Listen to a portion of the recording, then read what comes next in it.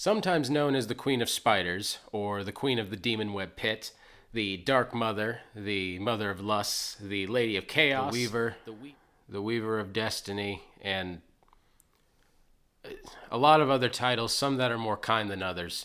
A lot of them centering around spider and darkness and stuff. The point is, this elven goddess Lolth goes by many names. There's a ton of lore about realms Lolth has been around for many editions, but her campaign to conquer the Underdark has remained constant. Lolth is one of D&D's most prevalent big bads, and you'll be sure to run into her followers sooner or later.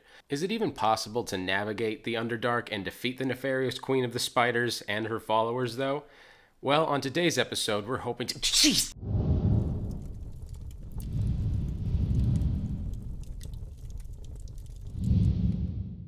Lolth is more or less the reason that the Drow are the way that they are.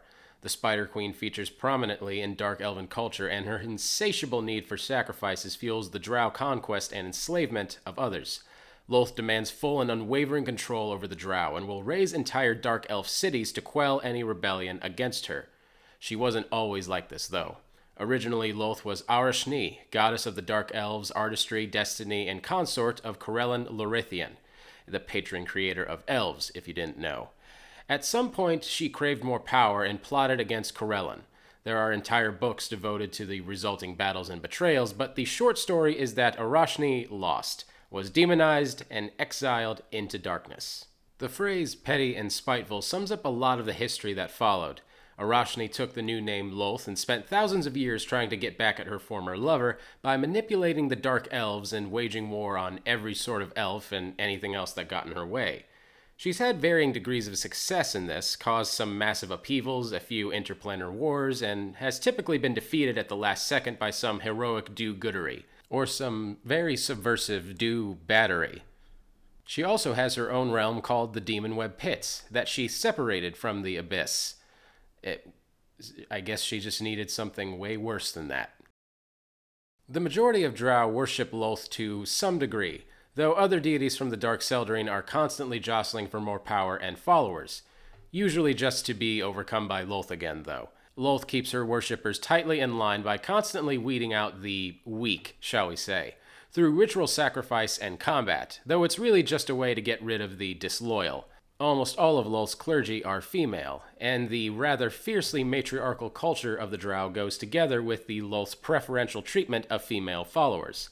As priests of Lolth, it's common for them to make blood sacrifices to appease their queen and beg for the power to destroy their rivals. Every aspect of Lolth worship is dictated by extreme subservience to their queen and any Drow above them in the strict ordered hierarchy. Lolth worship requires a steady supply of wealth and slaves to sacrifice, which makes Lolth cults extremely dangerous, to put it lightly.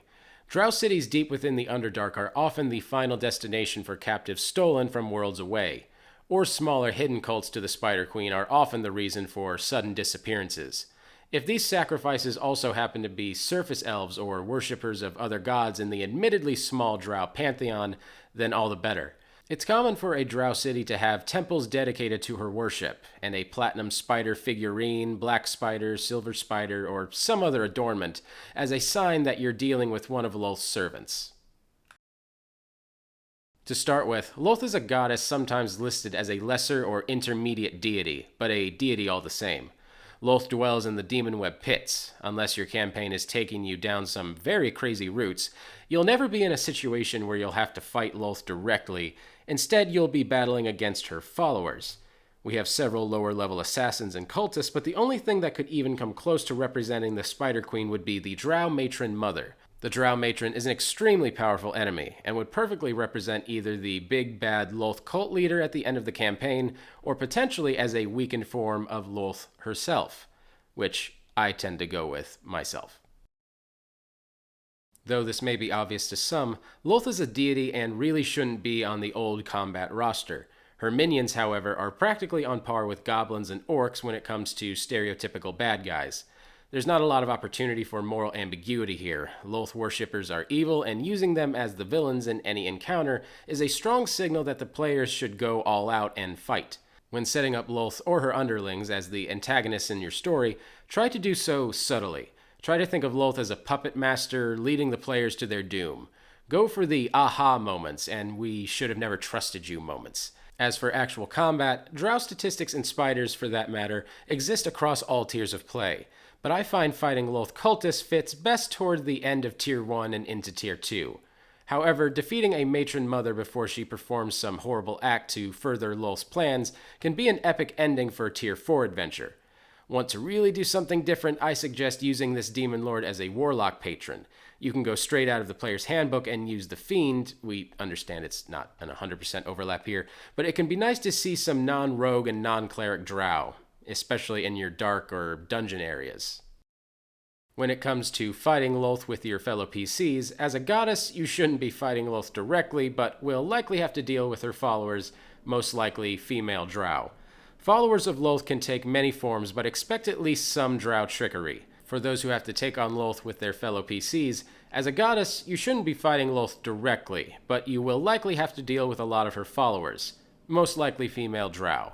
Followers of Lolth can take many forms, but expect at least some drow trickery taking place here. Poisons and sleep spells are common calling cards, as are trusted NPCs turning out to be backstabbers.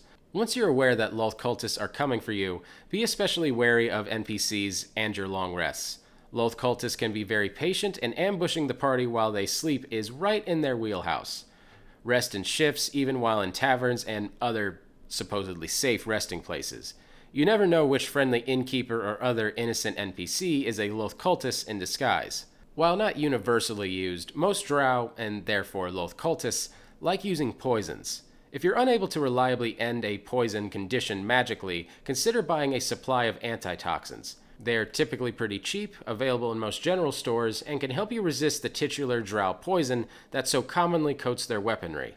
Finally, all drow and a good chunk of Lolth's followers, and things you'll likely have to fight alongside them for that matter, have the sunlight sensitivity rule, which makes them significantly less effective in the daylight. If you so happen to be a higher level spellcaster, I recommend trying out the Dawn, Sunbeam, or Sunburst spells, which will absolutely tear through most of Lolth's cultists. Strangely enough, the Daylight spell doesn't work in this way, though without DM approval, as it bizarrely doesn't count as Daylight as the spell is written. If you threw a Daylight spell at my table, I would say it's Daylight. I would have a hard time saying that any other element cast. That's weird. That's a weird rule. Lolth is one of those things I always got shown a lot when I first got into D&D, because a lot of people know that I'm afraid of spiders and things like that. And yet I was more captivated by the idea of Lolth, if not only because the idea of someone that had to create their own segment of the abyss that is so obsessed with being the only goddess in the eyes of this giant culture, all of this other stuff. Like, my fear of spiders is irrational, but my fear of Lolth is very rational, as is everyone else's. Thank you all so much for watching. I really appreciate it. Be sure to like and subscribe because we put out new videos like this every week. And if you've ever faced down Lolth before or have mercilessly thrown that at your players, I would love to hear about that down in the comments. Thanks again for watching. My name is Patrick Ferguson from Skull Splitter Dice, and until next time, farewell.